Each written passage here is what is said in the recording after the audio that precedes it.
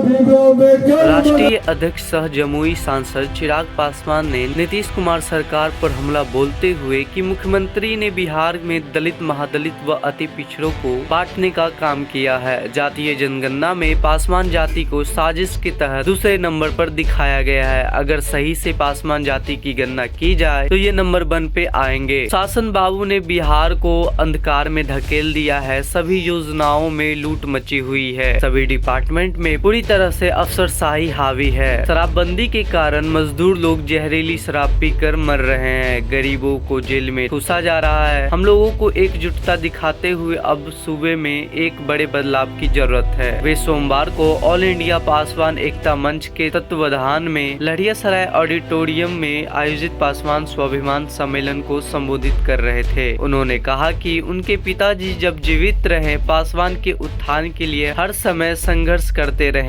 उनके संघर्ष की कहानी आज के इतिहास के पन्नों में दर्ज हो चुकी है। वही ऑल इंडिया पासवान एकता मंच के राष्ट्रीय अध्यक्ष निरंजन पासवान ने कहा कि पासवान जाति को जनसंख्या के हिसाब से लोकसभा एवं राज्यसभा में हिस्सेदारी देनी होगी। मंच के युवा प्रदेश अध्यक्ष आलोक देवराज ने कहा कि बिहार सरकार ने जातीय जनगणना में हमारे समाज के आंकड़ों को बिल्कुल ही गलत ढंग से परोसा है। मंच के अध्यक्ष विश्वनाथ पासवान उर्फ भोला पासवान ने कहा कि पासवान समाज को राजनीति में भी हिस्सेदारी चाहिए। जिला महासचिव सत्येंद्र झा ने कहा कि सभी पार्टियों के सहयोग से चिराग पासवान को बिहार की बागडोर संभालने की जरूरत आ पड़ी है। राष्ट्रीय महासचिव वीरेंद्र पासवान उर्फ गुरुजी ने कहा कि आज पासवान समुदाय सशक्त बनकर समाज के सभी वर्गों को साथ लेकर चल रहा है। सम्मेलन में अमर आजाद, चंदन पासवान, राजकुमार पासवान, सुनीति रंजन दास, ललन पासवान, लाल पासवान, डॉक्टर सूरज झा एवं आनंद वर्मा पासवान सहित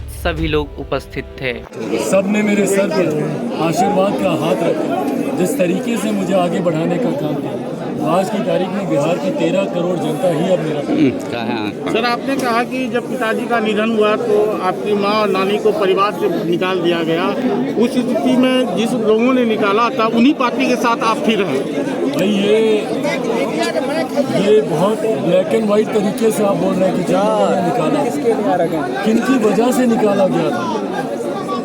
महत्वपूर्ण ये सवाल है, उस वक्त कौन लोग थे जो उस गठबंधन में थे, जिनको हमने तीसरे नंबर की पार्टी बनाया, जिनके राष्ट्रीय अध्यक्ष चिराग मॉडल का जिक्र करते नहीं थकते थे। उन लोगों के द्वारा क्या षड्यंत्र रचे गए, किस तरीके से केंद्र को ब्लैकमेल किया गया कि अगर आप चिराग को नहीं निकालेंगे, चिराग का घर नहीं खाली करेंगे। तो ऐसे में भैया मुख्यमंत्री नीतीश कुमार, जिन्होंने ये पूरा षड्यंत्र रचा, तो देश के साथ में। सर, अभी बिहार का सबसे ज्वलनशील मुद्दा जो है शिक्षक नियुक्ति को लेकर है। और शिक्षक नियुक्ति में जीतन राम मांझी ने बोला है कि यूपी में रामपुर एक विधानसभा क्षेत्र है जहाँ नीतीश कुमार अपने उम्मीदवार को उतारने जा रहे हैं। उसको ले इस सारे चीज़ों को लेकर ज़्यादा विद्यार्थी यूपियों को लिया गया है और बिहार के विद्यार्थियों को ठगा गया है। देखिए भाई, जिस तरीके से धांधली इस नियुक्ति में हो रही है, this is like an open secret. हर किसी को पता है कि कैसे बैकडोर एंट्री जाए हैं। प्रधानमंत्री बनने के वो सपने देख रहे हैं। ऐसे में डोमिसाइल नीति को हटाने का फैसला यकीनन उसी उद्देश्य के साथ किया गया है ताकि वो देश भर में दिखाएं कि देखिए बिहार में हमने इतने लाखों लोगों को देश भर के रोजगार दिया। जो मुख्यमंत्री बिहार में बिहारियों को रोजगार नहीं दे पा रहे, वो देश भर में रोजगार का ड्रामा दिखाने का प्रयास कर रहे हैं कि बिहार में हम लोगों ने देश भर से इतने लोगों को रोजगार देने का काम किया। यकीनन मेरे मुख्यमंत्री की महत्वाकांक्षाएं संभवतः आगामी चुनाव को भी लेकर हैं। अब वो चुनाव खुद लड़ते हैं नहीं लड़ते मुझे नहीं पता, क्योंकि मेरी पीढ़ी को कम से कम ये याद नहीं है कि आखिरी बार मेरे मुख्यमंत्री ने कब चुनाव लड़ा। ये एक ऐसे मुख्यमंत्री हैं, जैसे ये बैकडोर नियुक्तियां कराते हैं वैसे ही बैकडोर से मुख्यमंत्री बने। एमएलसी के माध्यम से ये बार बार आते हैं और अपने आप को मुख्यमंत्री बनाते हैं। जो मुख्यमंत्री जनता के बीच ना जाते। आखिरी बार कब इन्होंने लोकसभा का चुनाव लड़ा था, कब इन्होंने विधानसभा का चुनाव लड़ा था, कम से कम 2 दशक में तो किसी को याद नहीं। और आखिरी बार जो लड़े भी थे 2 जगह से लड़े थे, 1 जगह से हार गए थे। इस बात का डर भी इनको जरूर होगा। तो जो मुख्यमंत्री खुद कभी चुनाव ना लड़ते, ऐसे में वो जनता के दर्द को क्या समझे। बट हाँ, आने वाले दिनों में अगर, क्योंकि ये चर्चाओं में चल रहा है कि शायद उत्तर प्रदेश से वो चुनाव लड़ सकते हैं, संभवतः लड़ सकते हैं, क्योंकि बिहार से तो वो नहीं लड़ पाए। बिहार में उनको पता है कि कोई सीट ऐसी नहीं है, इंक्लूडिंग नालंदा, उनका अपना गृह जिला। उनको पता है कि वो वहाँ से भी अगर वो जाके चुनाव लड़ेंगे तब भी उनकी जमानत जब्त होगी। तो जो बिहार की जनता ने जिनको नकार दिया हो, तीसरे नंबर की पार्टी बना दिया हो, वो विकल्प बाकी राज्यों में तलाश करने का प्रयास जरूर कर रहे हैं। क्या मानते हैं कि बीपीएससी शिक्षक बहाली में धांधली हुई है? बिल्कुल धांधली हुई है, लेन देन हुआ है। जो मुख्यमंत्री बोलते हैं जीरो टॉलरेंस है हमारा करप्शन को लेके, इस मुख्यमंत्री से ज्यादा शायद ही किसी और ने करप्शन को टॉलरेट किया। भ्रष्टाचार इनकी नाक के नीचे होता है और ये आंख मूंद कर बैठते हैं। इनके अधिकारी, इनके विधायक, इनके सांसद, इनके मंत्री और हर विभाग में बैकडोर चैनल खुले हुए। अगर आपके पास पैरवी है, अगर आपके पास पहुंच है और अगर आपके पास पैसा है तो आपको नौकरी मिल जाएगी। पर अगर ये तीन चीज़ें अगर आपके पास नहीं है तो आप लाख काबिल हो। आप जाके देख लीजिए कैसे कैसे लोगों की भर्ती होती है। संभवतः कई तो उसमें से ऐसे हैं जिनको सिग्नेचर तक करना नहीं आता, उन लोगों को नियुक्त किया गया। अपने ही बेंचमार्क से बेहतर जिनके आए हुए हैं उन लोग को ये लोग नहीं ले रहे, और जिनके बिलो द मार्किंग उनके पॉइंट्स हैं उनको ये लोग अकोमोडेट करते हैं। तो ये दर्शाता है कि सबसे बड़ा भ्रष्टाचार मुख्यमंत्री नीतीश कुमार जी के शासनकाल में ही हो रहा है। क्या छात्रों के साथ आपकी पार्टी रहेगी? बिल्कुल रहेगी भाई। मैं खुद युवा हूँ, छात्रों से मैं जुड़ सकता हूँ, समझ सकता हूँ उनकी भावनाओं को, और मैं दूसरे राज्यों में भी जाता हूँ। और उन राज्यों में जब मैं जाता हूँ मुझे दुख होता है ये देखकर कि किस तरीके से बिहारी वहाँ पर रहते हैं, किस तरीके से उन्हें अपमानित किया जाता है, उनको चिढ़ाया जाता है ये दिखा कर कि अरे तुम उसी राज्य से हो ना जहाँ हवा में पुल गिर जाता है, तुम उसी राज्य से हो ना जहाँ बांध को चूहा कुतर जाता है। ये बता कर कितने बिहारी बच्चे हैं जो दूसरे राज्यों में जाकर बताने से शर्माते हैं कि हम बिहार से। और ये बिहार के हालात बन गए। आने वाले दिनों में देखिएगा बिहार एक बुजुर्ग प्रदेश बन के रह जाएगा। यहाँ पर अगर हम झूठ बोल रहे हैं तो टोकिएगा, शायद ही कोई ऐसा सक्षम परिवार होगा जो सबसे पहले थोड़ा सा भी आर्थिक तौर पे सक्षम बनता है, अपने बेटा बेटी को पढ़ने के लिए बाहर भेजता है, और वो बच्चा बाहर जाता है, दूसरे राज्य में जाता है, वहीं पे शिक्षा पूरी करता है, रोजगार हासिल करता है, वहीं पे घर खरीदता है, शादी करता है, बच्चे पैदा करता है, और फिर उसी राज्य का होकर रह जाता है और बिहार में उसे प्रवासी कहलाया जाता है। ये परिस्थिति मुख्यमंत्री नीतीश कुमार जी ने बना दी। तो ऐसे में पूरी तरीके से छात्र युवाओं के हर समस्या के साथ बिहार फर्स्ट, बिहारी फर्स्ट। जातीय जनगणना पर आपने कहा कि हमारे पासवान जाति की जनसंख्या को कम कर दिया गया है, क्या ये क्या आरोप क्या है? भाई ये बिल्कुल सही है। किससे पूछा इन्होंने? आप लोग मुझे बताइए ना, कितने लोगों के घर पे आया कोई पूछने? कितने लोगों से पूछा? आप ही लोग बता दीजिए, आप लोग के घर परिवार में। भाई हमसे तो नहीं पूछा किसी ने हमारी जाति को, हमारे गांव में भी नहीं पूछा। शहर बननी हम गए पूछे, वहाँ पे अधिकांश लोगों से हमारे गांव में भी नहीं पूछा गया कि तुम किस जाति से। तो ऐसे में अगर ये बंद कमरे में बने हुए आंकड़े नहीं है तो और क्या? कितनी ऐसी छोटी जाति, अनुसूचित जाति में जिनकी आबादी को कम किया गया, पिछड़ा वर्ग में, अति पिछड़ा वर्ग में कितनी जातियां जिनको कमतर करके दिखाया गया। क्या ये महज संजोग है कि जिस समीकरण की सरकार चल रही हो, जिस समीकरण के कि ये लोग बातें करते नहीं थकते, एम वाई समीकरण, क्या ये महज संजोग है कि उस समीकरण के आंकड़े इतने बढ़कर आ गए और बाकी तमाम पिछड़ा वर्ग की जातियाँ, अति पिछड़ा वर्ग की जातियाँ हों, दलित महादलित जातियाँ हों, वो तमाम कम हो गई। भाई 1931 के जो आंकड़े थे उसी को तो थोड़ा बहुत उसकी एवरेजिंग करके आपने इस जनगणना को पेश कर दिया। ये बंद कमरे में बनाए हुए आंकड़े हैं और कुछ नहीं। देखिए, सबसे पहले आप लोग को बहुत बहुत धन्यवाद। आप लोगों ने सुबह 11 बजे से अभी शाम तक 6 बजे तक आप लोगों ने साथ दिया, और काफ़ी अपार, जितनी मुझे उम्मीद नहीं थी उससे ज़्यादा भीड़ थी।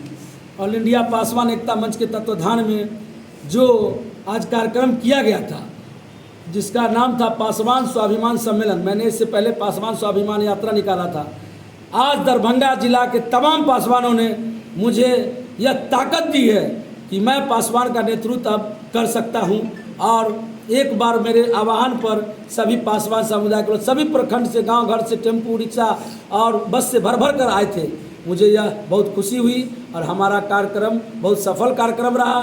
वहाँ पटना से, बेगूसराय से, खगड़िया से, मुजफ्फरपुर से भी, पटना से अमर आज़ाद जी, चंदन पासवान जी, खगड़िया से शील कमल पासवान जी, बहुत सारे वक्ता जो हैं आए हुए थे, बंटू पासवान जी कटिहार से। सभी वक्ताओं ने पासवान समाज के अतीत, वर्तमान और भविष्य पर प्रकाश डाला और पासवान समाज का उत्थान विकास कैसे किया जाए उस सभी पे प्रकाश डाला। हमारे साथ कंधे पे कंधा मिलाकर विश्वनाथ पासवान जी और भोला पासवान जी ऑल इंडिया पासवान एकता मंच के जिला अध्यक्ष हैं, प्रदेश उपाध्यक्ष जी नागेश्वर पासवान जी, IT सेल के जिला अध्यक्ष विकास पासवान जी, मुरारी पासवान जी कुशेश्वर स्थान के हैं, प्रखंड अध्यक्ष रामदयाल पासवान जी, लाल मोहर जी कुशेश्वर स्थान से हैं, बिरौल से बिजली पासवान मुखिया जी, सभी लोगों ने काफ़ी योगदान दिया। लाल पासवान जी कतका पंचायत के पूर्व मुखिया हैं, जो हमारे जिला प्रवक्ता में है, अशोक पासवान जी जिला सचिव है, ललन पासवान जी प्रधान महासचिव हैं, धर्मेंद्र पासवान मुखिया जी नरपत नगर मधुबनी जिला अध्यक्ष, युवा प्रदेश अध्यक्ष आलोक देवराज जी ने, सभी लोगों का काफ़ी सहयोग योगदान रहा।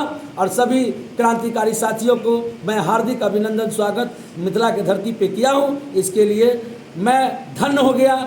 और मैं यह पहला कार्यक्रम अपने जीवन का, कार्यक्रम तो बहुत कार्यक्रम में शामिल हुए बिहार में, लेकिन आज अपना कार्यक्रम पहला करके देखा था कि हमारे बुलाने पर हम जिस समाज के लिए काम करते हैं, जिस समाज से हम भी उपेक्षा रखते हैं, वो समाज हमसे उपेक्षा रखता है कि नहीं, इसी के लिए हमने इस कार्यक्रम का आगे भविष्य में क्या असर दिखेगा?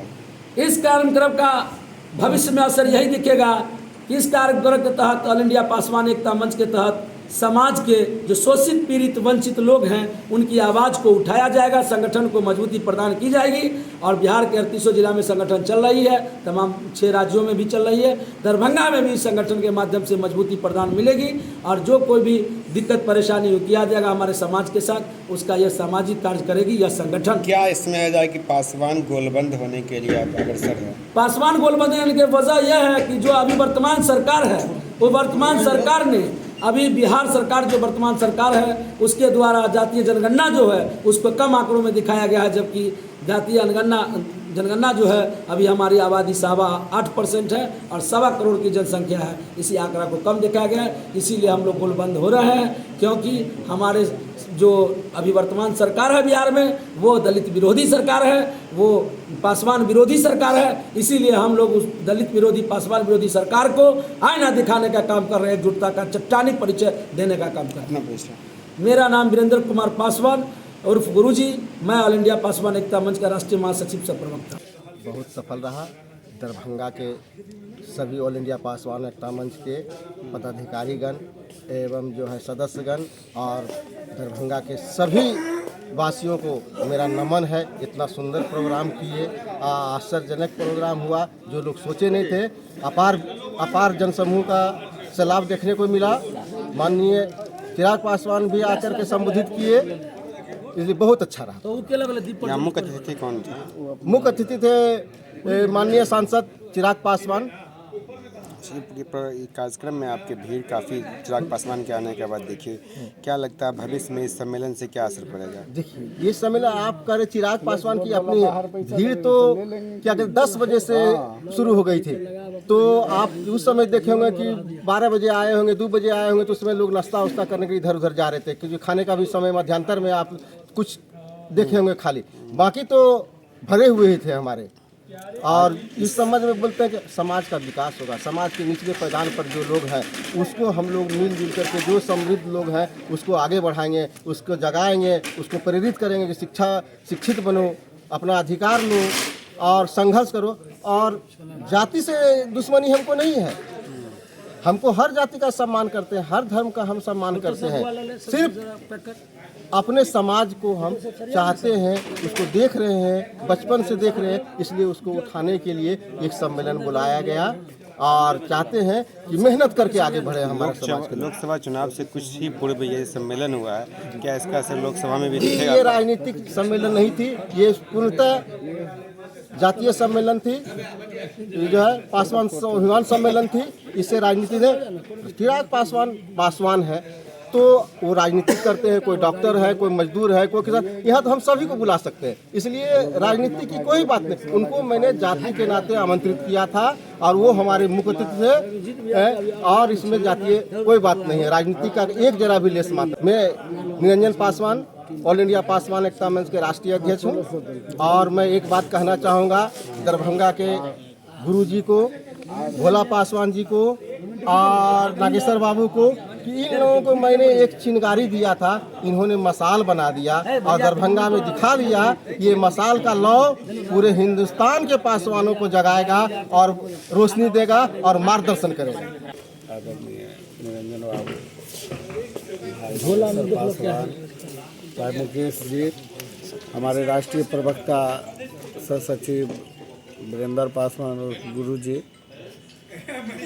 आज हम लोगों के कैबिनेट के द्वारा ये जो सम्मेलन रखा गया था वह सम्मेलन